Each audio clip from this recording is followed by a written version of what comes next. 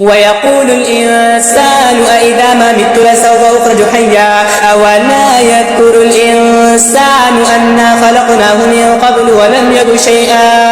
فوربك لنحشرنهم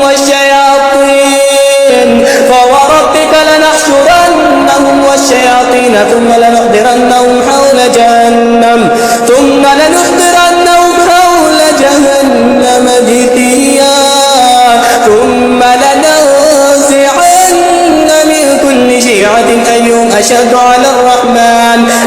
أشد على الرحمن عتيا ثم لنحن أعلم بالذين هم أولى بها سليا وإن